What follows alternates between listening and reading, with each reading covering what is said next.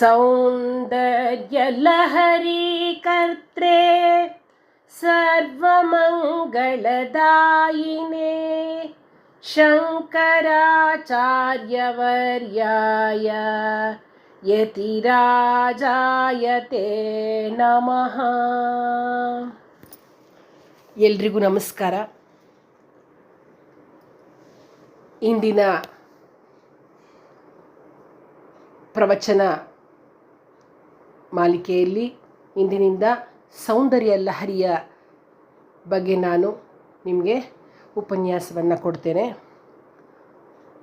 ಸೌಂದರ್ಯ ಲಹರಿಯ 100 ಶ್ಲೋಕಗಳನ್ನು ವಾರಕ್ಕೆ ಒಂದರಂತೆ ನಾನು ಪ್ರವಚನವನ್ನು ನೀಡಲಿದ್ದೇನೆ. ಇಂದು ಸೌಂದರ್ಯ ಲಹರಿಯ ಬಗ್ಗೆ ಏನು ಕಥೆ ಇದೆ, ಅದರ ಒಂದು ಮಹಿಮೆ ಏನು ಅನ್ನೋದನ್ನು ನಾನು ನಿಮಗೆ ಇವತ್ತಿನ ಉಪನ್ಯಾಸದಲ್ಲಿ ತಿಳಿಸಿಕೊಡ್ತೇನೆ. ಶಂಕರರು ಬರೆದಿರ್ತಕ್ಕಂತಹ ಮಂತ್ರಶಕ್ತಿಯುಳ್ಳ ಮಹಾನ್ ಗ್ರಂಥವೇ ಈ ಸೌಂದರ್ಯ ಲಹರಿ. ಈ ಸೌಂದರ್ಯ ಲಹರಿ ಇದೆಯಲ್ಲ, ಅದು ಲಲಿತಾ ತ್ರಿಪುರ ಸುಂದರಿಯ ಸ್ತೋತ್ರರತ್ನ, ಅವಳನ್ನು ಹೊಗಳಿ ಬರೆದಿರ್ತಕ್ಕಂತಹ ಕೃತಿ ಅಂದರೆ ತಪ್ಪಾಗಲ್ಲ. ಈ ಸೌಂದರ್ಯ ಲಹರಿ 100 ಸ್ತೋತ್ರ ಪದ್ಯಗಳಿಂದ ಕೂಡಿದೆ. 2 ಭಾಗಗಳಿಂದ ಕೂಡಿರ್ತಕ್ಕಂಥದ್ದು. ಇದು ಮೊದಲಿನ 41 ಪದ್ಯಗಳ ಭಾಗಕ್ಕೆ ಆನಂದ ಲಹರಿ ಅಂತಲೂ, ಉಳಿದ 59 ಪದ್ಯ ಭಾಗಕ್ಕೆ ಸೌಂದರ್ಯ ಲಹರಿ ಅಂತಲೂ ಕರೀತಾರೆ. 2 ಭಾಗಗಳಿಗೂ ಒಟ್ಟಿಗೆ ಏನಾಗಿದೆ, ಸೌಂದರ್ಯ ಲಹರಿ ಅಂತಲೇ ಹೆಸರು ಪ್ರಸಿದ್ಧವಾಗಿದೆ. ಈ ಸ್ತೋತ್ರವನ್ನು ಸಾಕ್ಷಾತ್ ಪರಶಿವನೇ ಪರದೇವತೆಯನ್ನು ಕುರಿತು ರಚಿಸ್ತಕ್ಕಂಥದ್ದು ಅನ್ನೋ ಒಂದು ಪ್ರತೀತಿ ಇದೆ. ಕೈಲಾಸದಲ್ಲಿ ಪರಶಿವ ಭಿತ್ತಿಯ ಮೇಲೆ ಅಂದರೆ ಗೋಡೆ ಮೇಲೆ ಈ ಶ್ಲೋಕಗಳನ್ನು ಬರೆದಿದ್ದ. ಅಮ್ಮನವರ ಒಂದು ಸೌಂದರ್ಯವನ್ನು ಕುರಿತು ಬರೆದಿದ್ದ. ಶಂಕರಾಚಾರ್ಯರು ತಪೋ ಮಹಿಮೆಯಿಂದ ಕೈಲಾಸಕ್ಕೆ ಹೋಗಿ ಆ ಸ್ತೋತ್ರಗಳನ್ನೆಲ್ಲ ನೋಡಿದ್ರು. ಅವುಗಳನ್ನೆಲ್ಲ ಸಂಗ್ರಹಿಸಿ ತರಬೇಕಾದ್ರೆ ನಂದಿ ನೋಡಿಬಿಟ್ಟ. ಅವನಿಗೆ ಏನಂದರೆ ಕೈಲಾಸಕ್ಕೆ ಬಂದು ಹಾಗೆಲ್ಲ ಭೂಲೋಕದವ್ರು ಬಂದು ಯಾವುದನ್ನು ತೊಗೊಂಡು ಹೋಗಬಾರ್ದಲ್ವ. ಅದಕ್ಕೆ ಅವನಿಗೂ ಮತ್ತು ಶಂಕರಾಚಾರ್ಯರಿಗಿಬ್ಬರಿಗೂ ಹೋರಾಟ ಶುರುವಾಯಿತು. ಶಂಕರಾಚಾರ್ಯರು ಕಷ್ಟಪಟ್ಟು ಮೊದಲಿನ 41 ಪದ್ಯಗಳನ್ನು ದಕ್ಕಿಸ್ಕೊಂಡ್ರು. ಉಳಿದಿದ್ದೆಲ್ಲ ಕೈಲಾಸದಲ್ಲೇ ಉಳಿದು ಹೋಯಿತು. ಈ ಲೋಕಕ್ಕೆ ಹಿಂದಿರುಗಿ ಬಂದ ಮೇಲೆ ಶಂಕರಾಚಾರ್ಯರು ತಮ್ಮ ಅದ್ಭುತವಾದ ಸ್ಮರಣ ಶಕ್ತಿಯಿಂದ ಉಳಿದ 59 ಪದ್ಯಗಳನ್ನು ರಚಿಸಿ ಸ್ತೋತ್ರವನ್ನು ಪೂರ್ಣಗೊಳಿಸಿದ್ರು ಅಂತಕ್ಕಂಥ ಕತೆ. ಇದು ಏನಪ್ಪ ಅಂತಂದರೆ, ಶಂಕರಾಚಾರ್ಯರು ಬರೀ ಗುರುಗಳು ಅನ್ನೋದು ಒಂದೇ ಅಲ್ಲದೆ ಎಷ್ಟು ಅವ್ರದ್ದು ಪಾತ್ರವಿತ್ತು ಅಂತಂದರೆ, ಕಾವ್ಯ ತೆಗೆದುಕೊಂಡ್ರೆ ಅದ್ಭುತ ಆ ಅಲಂಕಾರ ಸಹಿತವಾಗಿರ್ತಕ್ಕಂತಹ ಅವರ ಒಂದು ಕಾವ್ಯ ಶೈಲಿ ಬಹಳ ಚೆನ್ನಾಗಿರುತ್ತೆ. ಒಂದು ಉದಾಹರಣೆ ಅಂತಂದರೆ, ಸುಮ್ಮನೆ ಒಂದು ಮುದಾಕರಾತ್ತ ಮೋದಕಂ ತೆಗೆದುಕೊಂಡ್ರು ನಿತಾಂತಕ ಅಂತ ದಂತಕ ಅಂತ ಮಂತಕ ಅಂತ ಕಾತ್ಮಜಂ ಎಲ್ಲ ತ ತ ತ ತ ತ ತ ತ ಒಂದು ಶಬ್ದ ಅಲಂಕಾರ, ಒಂದೊಂದರಲ್ಲೂ ಕೂಡ ಅಲಂಕಾರವನ್ನು ಅಷ್ಟು ಚೆನ್ನಾಗಿ ಕಾವ್ಯದಲ್ಲಿ ಅವರು ಪೋಣಿಸ್ತಾ ಇದ್ರು. ಮತ್ತು ಅವರು ಪವಾಡ ಪುರುಷರು ಹೌದು, ಏಕಸಂಧಿಗ್ರಾಹಿಗಳು ಹೌದು. ಒಂದು ಸಾರ್ತಿ ಯಾವುದನ್ನಾದರೂ ನೋಡಿಬಿಟ್ರೆ ಅದನ್ನು ಮತ್ತೆ ಯಾವಾಗ ಕೇಳಿದ್ರು ಏನಿತ್ತೋ ಅದನ್ನೇ ಯಥಾವತ್ತಾಗಿ ಹೇಳ್ತಕ್ಕಂತಹ ಶಕ್ತಿ ಅವರಲ್ಲಿತ್ತು. ಇದು ಯಾಕೆಂದರೆ ಪದ್ಮಪಾದಾಚಾರ್ಯರು ಒಂದು ಸತಿ ಇವರು ಬರೆದಿರ್ತಕ್ಕಂತಹ ಗ್ರಂಥವನ್ನು ಅವ್ರಿಗೆ ಅದು ಸಿಕ್ಕದೇ ಇದ್ದಾಗ ಅದನ್ನು ಒಂದು ಸತಿ ಇವ್ರ ಮುಂದೆ ಓದಿದ್ದಾಗ ಇವ್ರಿಗೆ ಅಷ್ಟು ತಿಳ್ಕೊಂಡಿದ್ದಾರೆ. ಆ ಗ್ರಂಥ ಕಳೆದು ಹೋದಾಗ ಅವ್ರಿಗೆ ಅದು ಸಿಗದೇ ಇದ್ದಾಗ ಇವರು ಅಷ್ಟೂ ಕೂಡ ಆ ಶ್ಲೋಕಗಳೆಲ್ಲವನ್ನು ಇವ್ರು ಹೇಳಿದ್ರಂತೆ. ಒಂದು ಸರ್ತಿ ಓದಿದ್ರೆ ಸಾಕು ಅವ್ರಿಗೆ ಎಲ್ಲ ಬರ್ತಾಯಿತ್ತು. ಆ ಥರ. ಅದಕ್ಕೆ ಕಾರಣ ಏನಪ್ಪ ಅಂದರೆ, ಬಹಳ ಚಿಕ್ಕ ವಯಸ್ಸಿನಲ್ಲಿ ಅಂದರೆ ಪುಟ್ಟ ಮಗು ಇದ್ದಾಗ ಅವರು ತಾಯಿ ಶಾರದೆಯ ಒಂದು ಎದೆಯ ಹಾಲನ್ನು ಕುಡಿದಿರ್ತಕ್ಕಂತಹ ವ್ಯಕ್ತಿಯಾಗಿದ್ದರು ಶಂಕರಾಚಾರ್ಯರು. ಹಾಗಾಗಿ ಅವರಿಗೆ ವಿದ್ವತ್ತು ಏನು ರಕ್ತಗತವಾಗಿ ಬಂದ್ಬಿಟ್ಟಿತ್ತು. ಏಕಸಂಧಿಗ್ರಾಹಿಗಳಾದ್ರಿಂದ ಈ ಸೌಂದರ್ಯ ಲಹರಿಯನ್ನು ನೋಡಿದ್ರಲ್ಲ ಒಂದು ಸರ್ತಿ ಕೈಲಾಸದಲ್ಲಿ, ಹಾಗೆ ಯಥಾವತ್ತಾಗಿ ರಚಿಸಿದ್ರು ಅಂತಕ್ಕಂಥದ್ದು ನಾವು ಕಾಣಬಹುದು. ಈ ಸೌಂದರ್ಯ ಲಹರಿಯಲ್ಲಿ ಸುಂದರಿ ಅಂದರೆ ಆ ದೇವಿ, ಅವಳ ಸ್ವರೂಪವೇ ಸೌಂದರ್ಯ. ಅದರ ಲಹರಿ ಅಂದರೆ ಉಕ್ಕೇರಿ ಹರಿಯೋದು ಅಂತ ಅರ್ಥ. ಆ ತಾಯಿಯ ಸೌಂದರ್ಯ ಉಕ್ಕಿ ಉಕ್ಕಿ ಹರಿಯೋದು ಅಂತ, ಅದು ಕೇವಲ ಯೋಗಿಯ ಹೃದಯಕ್ಕೆ ಮಾತ್ರ ವೇದ್ಯವಾಗಿರ್ತಕ್ಕಂಥದ್ದು. ಅಂತಹ ಸೌಂದರ್ಯ ಲಹರಿಯನ್ನು ಕುರಿತಾದ ಈ ಸ್ತೋತ್ರವೇ ಸೌಂದರ್ಯ ಲಹರಿ ಅಂತ ಬಹಳ ಹೆಸರು ಮಾಡಿರ್ತಕ್ಕಂತಹ ಒಂದು ಅದ್ಭುತವಾಗಿರ್ತಕ್ಕಂತಹ ಕೃತಿ. ಪರಾಶಕ್ತಿಯನ್ನು ಅಂದರೆ ನೋಡಿ, ಏನು ಶಕ್ತಿ ಇದೆ, ಒಂದು ಶಕ್ತಿ ಸೃಷ್ಟಿ, ಪ್ರಪಂಚ ಬ್ರಹ್ಮಾಂಡ ಸೃಷ್ಟಿಯಾಗಲಿಕ್ಕೆ ಮುಂಚಿತವಾಗಿರ್ತಕ್ಕಂಥ ಒಂದು ಶಕ್ತಿ, ನಿರಾಕಾರವಾಗಿರ್ತಕ್ಕಂಥ ಶಕ್ತಿ. ಅದನ್ನು ಒಂದೊಂದು ಪಂಗಡದವರು ಒಂದೊಂದು ಹೆಸರು ಕೊಟ್ಟರು. ವೈಷ್ಣವರು ಮಹಾವಿಷ್ಣು ಅಂದರು, ಶೈವರು ಪರಶಿವ ಅಂತಂದರು, ಶಾಕ್ತರು ಆದಿಶಕ್ತಿ ಪರಾಶಕ್ತಿ ಅಂತ ಕರೆದರು. ಆ ಒಂದು ನಿರಾಕಾರವಾದ ಶಕ್ತಿ, ಆ ಪರಾಶಕ್ತಿಯನ್ನು ಜಗನ್ಮಾತೆಯ ರೂಪದಲ್ಲಿ ಆಶ್ರಯಿಸಿದರೆ, ಅಂದರೆ ಅವಳೇ ಲಲಿತಾ ತ್ರಿಪುರ ಸುಂದರಿಯಾಗಿ ಆವಿರ್ಭವಿಸಿದ್ದು, ಆ ಲಲಿತಾ ತ್ರಿಪುರ ಸುಂದರಿಯನ್ನು ನಾವು ಆಶ್ರಯಿಸಿದರೆ ತಾಯಿಯಂತೆ ಅವಳು ದೇವಿಯು ಕರುಣೆಯಿಂದ ನಮ್ಮನ್ನು ಕಾಪಾಡ್ತಾಳೆ. ಈಗ ತಾಯಿ ನಮ್ಗೆ ಕೇಳಿದ್ದೆಲ್ಲ ಕೊಡ್ತಾಳೆ, ಅಮ್ಮ ನಮಗೇನು ಕೇಳಿದ್ರು ಕೊಡ್ತಾಳೆ. ಇನ್ನು ಜಗನ್ಮಾತೆ ಅವಳು ಕೊಡದೇ ಇರ್ತಾಳ? ಖಂಡಿತವಾಗಿ ನೀವೇನು ಕೇಳ್ತೀರೋ ಅವಳು ಅದನ್ನು ಕೊಟ್ಟೇ ಕೊಡ್ತಾಳೆ. ಎಷ್ಟು ನಾವು ಅಮ್ಮನ ಪ್ರೀತಿಯಿಂದ ಕೇಳ್ಕೊತೀವಿ, ಅಷ್ಟೇ ಪ್ರೀತಿಯಿಂದ, ಅಷ್ಟೇ ಒಂದು ಕಾರುಣ್ಯದಿಂದ ಅವಳನ್ನು ಕೇಳಿದ್ರೆ ಖಂಡಿತವಾಗ್ಲೂ ಅವಳು ಕೊಡ್ತಾಳೆ, ನಮ್ಮನ್ನು ಕಾಪಾಡ್ತಾಳೆ.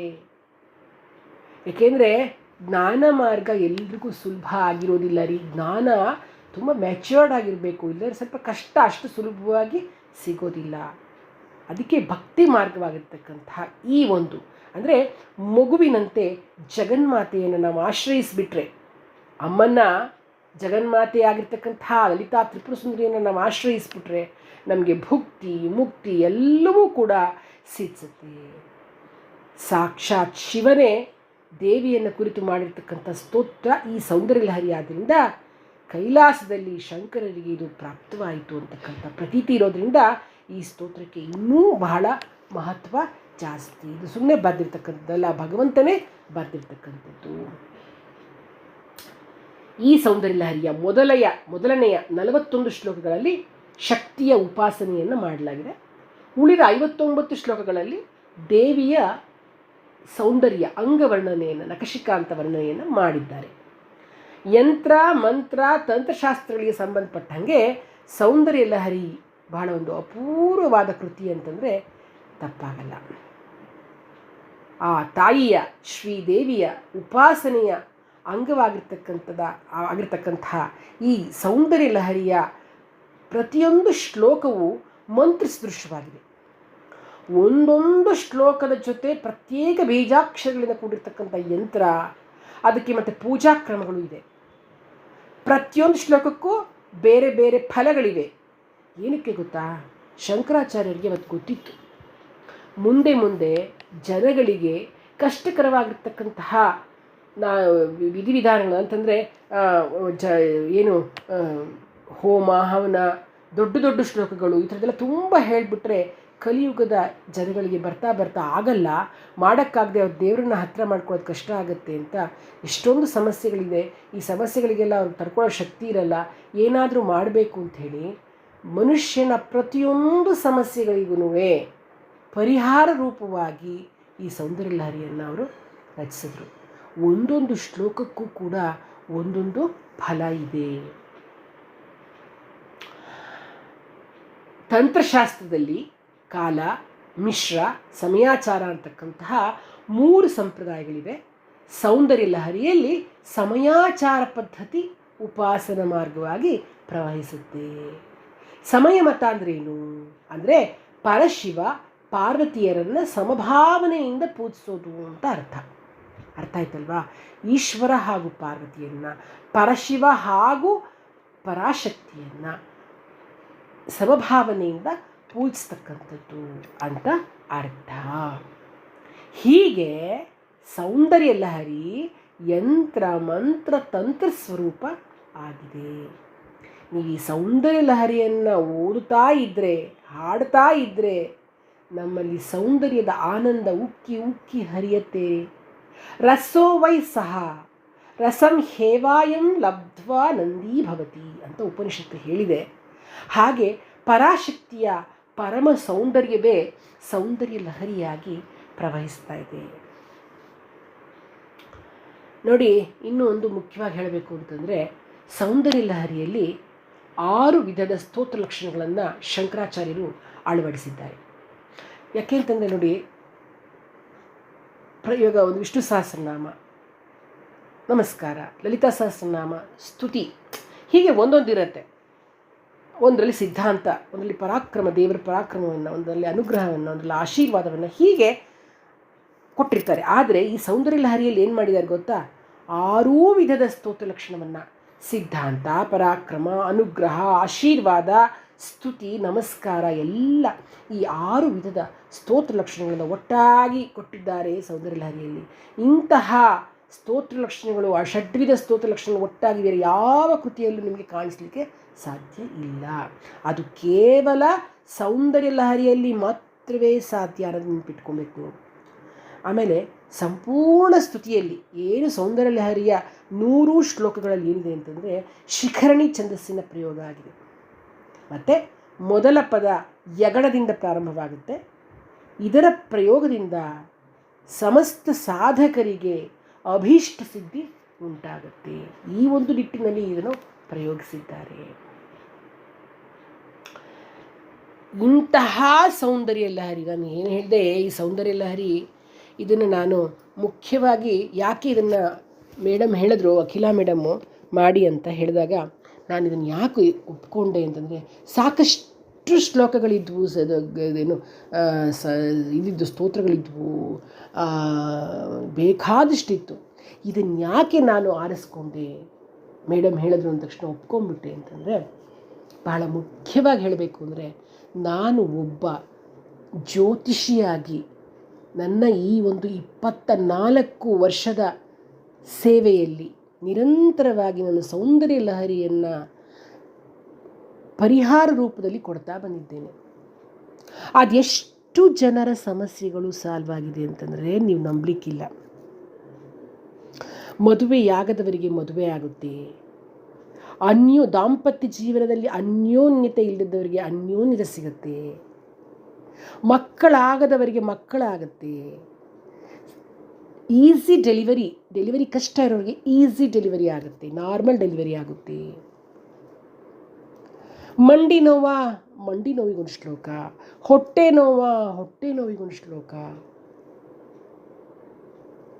ಅಲ್ಲ, ಎಷ್ಟು ನೆಮ್ಮದಿ ಇಲ್ಲವಾ, ನೆಮ್ಮದಿಗೊಂದು ಶ್ಲೋಕ. ಮನೆ ಬಿಟ್ಟು ಹೊಟ್ಟೋಗ್ಬಿಟ್ಟಿದ್ದಾರೆ, ಯಾಕೋ ಬರ್ತಾ ಇಲ್ಲ, ಅವರು ಯಾವಾಗ ಸಿಗ್ತಾರೋ ಸಿಗಲೋ ಗೊತ್ತಿಲ್ಲ, ನೀವು ಕನ್ಫ್ಯೂಷನಲ್ಲಿದ್ದೀರಾ, ಅದಕ್ಕೊಂದು ಶ್ಲೋಕ. ಸರಿಯಾಗಿ ಪೀರಿಯಡ್ಸ್ ಆಗ್ತಾ ಇಲ್ವಾ, ಅದಕ್ಕೆ ಒಂದು ಶ್ಲೋಕ. ಇದು ವಾಕ್ಸಿದ್ಧಿ ಆಗಬೇಕಾ, ಅದಕ್ಕೊಂದು ಶ್ಲೋಕ. ಗಾಯ ತುಂಬ ಹಳೇದಾಗಿದೆ, ವಾಸಿ ಆಗ್ತಾ ಇಲ್ಲ, ಅದು ನಿವಾರಣೆಗೊಂದು ಶ್ಲೋಕ. ನೀವು ಆಮೇಲೆ ಇದು ಏನು ಅರ್ಧಂಬರ್ಧ ಆಯಸ್ಸಿಗೆ ಹೋಗಿಬಿಡ್ತಾರಲ್ಲ, ಅದನ್ನು ನಿವಾರಣೆಗಾಗಿ ಒಂದು ಶ್ಲೋಕ. ಹೀಗೆ ಸೌಂದರ್ಯ ಲಹರಿಯಲ್ಲಿ ಪ್ರತಿಯೊಂದು ಶ್ಲೋಕವು ನಿಮ್ಗೆ ಆಶ್ಚರ್ಯ ಅನಿಸುತ್ತೆ. ಅಷ್ಟೂ ಪರಿಹಾರಗಳನ್ನು ಶಂಕರ ಭಗವತ್ಪಾದರು ನಮಗೆ ಕೊಟ್ಟಿದ್ದಾರೆ. ನೀವು ಏನಂದರೆ, ಯಾವ ಶ್ಲೋಕವನ್ನು ನಿಮಗೆ ಬೇಕೋ ಆ ಶ್ಲೋಕವನ್ನು ಪ್ರತಿನಿತ್ಯ ದೇವರಿಗೆ ದೀಪ ಹಚ್ಚಿ ಆ ತಾಯಿಯ ಮುಂದೆ, ಮಹಾಲಕ್ಷ್ಮಿ ಆಗಿರ್ಬೋದು, ಸರಸ್ವತಿ ಆಗಿರ್ಬೋದು, ಪಾರ್ವತಿ ಆಗಿರ್ಬೋದು, ಯಾವ ಭಾವಚಿತ್ರ ಫೋಟೋ ನಿಮ್ಮ ಮನೆಯಲ್ಲಿ ದೇವರ ಮನೆಯಲ್ಲಿ ಇರುತ್ತೋ ಆ ದೇವಿಗೆ ಕೈ ಮುಗಿದು, ದೀಪ ಹಚ್ಚಿ ಕೈ ಮುಗಿದು, ನನಗೆ ಇಂಥ ಸಮಸ್ಯೆ ಇದೆ ಸರಿ ಮಾಡಮ್ಮ ಅಂತ ಕೇಳಿಕೊಂಡು ಆ ಶ್ಲೋಕವನ್ನು 28 ಬಾರಿ ಪಠಿಸಿದ್ರೆ ನಿಮಗೆ ಆ ಸಮಸ್ಯೆ ಖಂಡಿತವಾಗ್ಲೂ 100% ಖಂಡಿತವಾಗ್ಲೂ ಸಮಸ್ಯೆ ಪರಿಹಾರ ಆಗೇ ಆಗುತ್ತೆ. ಇದು ನನ್ನ ವೈಯಕ್ತಿಕ ಜೀವನದಲ್ಲಿ ಹಾಗೂ ನನ್ನ ಈ ಜ್ಯೋತಿಷ್ಯದಲ್ಲಿ ನಾನು ಕೊಡ್ತಕ್ಕಂತಹ ಪರಿಹಾರಗಳನ್ನು ನಾನು ಸಾಕಷ್ಟು ಜನರನ್ನು ನೋಡಿ ನಿಮಗೆ ನಾನು ಹೇಳ್ತಾ ಇದ್ದೀನಿ. ಈ ಕಾರಣದಿಂದ ಈ ಸೌಂದರ್ಯ ಲಹರಿಯನ್ನು ನಾನು ಹೇಳಲೇಬೇಕು ಅಂತ ಅಖಿಲಾ ಮೇಡಮ್ ಹೇಳಿದ ತಕ್ಷಣವೇ ನಾನು ಅದನ್ನು ಒಪ್ಕೊಂಡು ನಾನು ನಿಮ್ಮ ಮುಂದೆ ನಾನು ಅದನ್ನು ಪ್ರಸ್ತುತಪಡಿಸಲೇಬೇಕು. ವಾರಕ್ಕೆ ಒಂದು ಶ್ಲೋಕವನ್ನು ನಿಮಗೆ ಅರ್ಥವನ್ನು, ಅದರ ಅರ್ಥವೇನು, ಅದರ ಅದನ್ನು ಹೇಳ್ಕೊಳ್ಳೋದ್ರಿಂದ ಯಾವ ಯಾವ ಸಮಸ್ಯೆಗಳು ಪರಿಹಾರವಾಗುತ್ತೆ, ಇದಿಷ್ಟು ಸಾಕು ನಾನು ನಿಮಗೆ ಹೇಳಬೇಕು. ಯಂತ್ರ ತಂತ್ರ ಬೇಡ, ಅದೆಲ್ಲ ನಾವು ಮಾಡಿಕೊಡ್ತಕ್ಕಂಥದ್ದು ಬೇರೆ. ಪ್ರತಿಯೊಬ್ಬರಿಗೂ, ಪ್ರತಿಯೊಂದು ಜನಗಳಿಗೂ, ಸಾಮಾನ್ಯ ಎಲ್ಲ ಜನಗಳಿಗೂ ಕೂಡ ಸುಲಭವಾಗಿ ಪರಿಹಾರ ಮಾಡಿಕೊಳ್ತಕ್ಕಂತಹ ಒಂದು ಮಾರ್ಗವನ್ನು ಈ ಸೌಂದರ್ಯ ಲಹರಿಯಲ್ಲಿ ಹೇಳಿರೋದ್ರಿಂದ ನಾನು ಈ ಸೌಂದರ್ಯ ಲಹರಿಯ ಒಂದೊಂದು ಶ್ಲೋಕವನ್ನು ನಿಮಗೆ ಅರ್ಥ ಮಾಡಿಸಿ ಆನಂತರ ಅದರ ಒಂದು ಪರಿಹಾರವನ್ನು ನಿಮಗೆ ಹೇಳಬೇಕು ಅನ್ನೋ ಒಂದು ನಿಟ್ಟಿನಲ್ಲಿ ನಾನು ಈ ಒಂದು ಸೌಂದರ್ಯ ಲಹರಿಯನ್ನು ಹೇಳಲಿಕ್ಕೆ ನಾನು ಒಪ್ಕೊಂಡಿದ್ದೀನಿ. ಆ ಶಂಕರ ಭಗವತ್ಪಾದರು ನನಗೆ ಶಕ್ತಿಯನ್ನು ನೀಡಿ ಪ್ರತಿ ವಾರ ನಿಮ್ಮ ಮುಂದೆ ಒಂದೊಂದು ಶ್ಲೋಕವನ್ನು ತಾಯಿಗೆ ಅರ್ಪಿಸ್ತಕ್ಕಂತಹ, ನಿಮಗೆಲ್ಲರಿಗೂ ತಿಳಿಸ್ಕೊಡ್ತಕ್ಕಂತಹ ಶಕ್ತಿಯನ್ನು ಕೊಡಲಿ ಅಂತ ಕೇಳ್ಕೊಳ್ತಾ ನಾನು ಇಂದಿನ ಉಪನ್ಯಾಸವನ್ನು ಮುಗಿಸ್ತಾ ಇದ್ದೀನಿ. ಧನ್ಯವಾದಗಳು.